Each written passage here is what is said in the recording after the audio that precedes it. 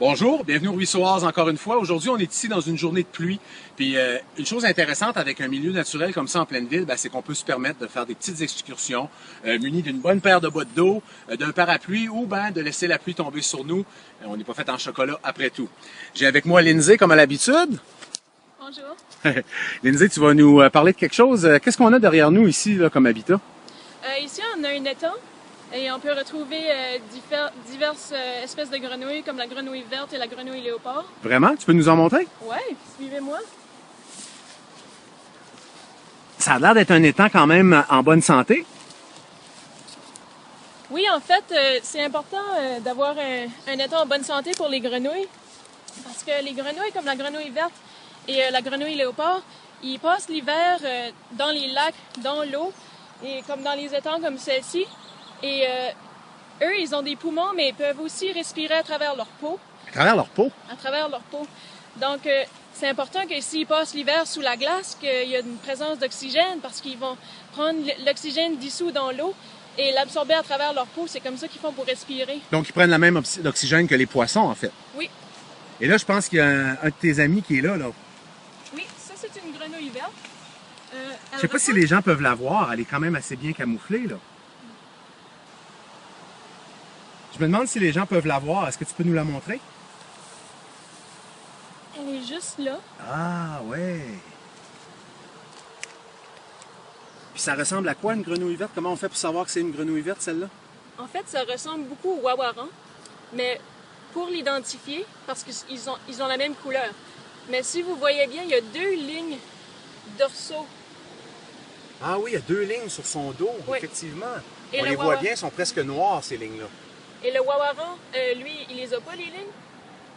Et aussi, je sais pas si vous pouvez voir le cercle qu'il y a en arrière de l'œil. Oui, oui, ça ressemble à... C'est très, très rond. Un beau petit point sur le côté de son visage. Oui, ça, c'est le tympan. Et chez le mâle, comme ça, on voit bien que c'est un mâle parce que le tympan est plus gros chez le mâle que chez la femelle. Tu me dis que ça, c'est un mâle? Oui. Comment on ferait pour savoir si c'est une femelle? Vous voyez comme le cercle est plus gros que l'œil.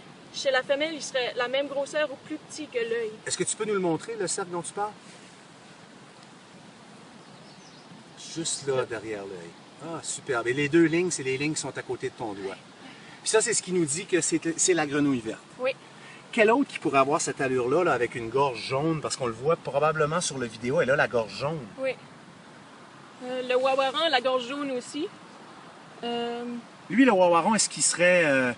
il serait plus gros ou des fois on en trouve la même grosseur que ça? Les jeunes, en fait, les jeunes wawarans sont à peu près la même grosseur que celle-ci, mais un wawaran adulte peut devenir assez gros. Aïe aïe! Ça doit manger des gros maringouins? Oui, en fait, les wawarans, c'est capable de manger des oiseaux même. Vraiment? Ouais. Quel genre d'oiseau ici pourrait se faire manger par des amphibiens comme ça, par des wawarans ou autres grenouilles? Tantôt, on a vu le chevalier grivelé qui je sais pas s'il niche ici, mais je crois qu'il niche ici. Lui, il pourrait se faire attraper par un wawaran. Parce que c'est un oiseau de rivage, il se nourrit sur les bords de cet étang-là. Là. Oui. Fascinant. Est-ce qu'il y en a une autre? Est-ce qu'il y en a d'autres? Oui, je sais pas si... Ah oui, elle est encore là, sur la roche, la grenouille léopard. Viens nous montrer ça. OK, allons-y.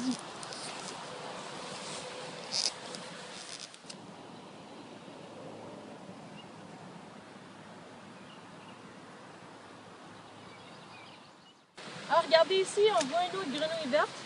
Ça, c'est une autre verte? Oui, ça, c'est une femelle.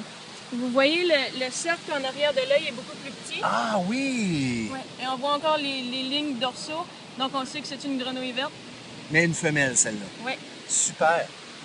On va probablement lui faire peur en allant voir l'autre, mais c'est pas grave, elle va retourner dans l'étang. Ah, elle est pas peureuse! Ah! Et voilà! Ah oui, là-bas sur la roche, on vient de la perdre. Elle est partie. Donc celle-là, c'était? La grenouille léopard. Donc on pourrait trouver une belle diversité d'amphibiens. Est-ce qu'il y a seulement des grenouilles qu'on pourrait voir dans cet étang-là? Non, en fait, si on fait le tour de l'étang, on voit des œufs de salamandre. Donc ça, c'est un autre amphibien? Oui, un autre amphibien qui vient pondre ses œufs dans les étangs, mais lui, il vit surtout... il y en a qui vivent dans les étangs, mais il y en a aussi qui vivent sur la terre. Et aussi, comme au Ruisseau Oise, on a beaucoup de bois morts. Et Oui, on en voit d'ailleurs ici un peu Oui. partout. On en a parlé dans d'autres capsules. Et Donc, les on nettoie pas la forêt ici. Exactement. Et c'est vraiment important pour les salamandres et les amphibiens parce que les autres, ils vont se reproduire ou même habiter sous les espaces humides. Donc, le bois mort procure un espace humide pour les salamandres.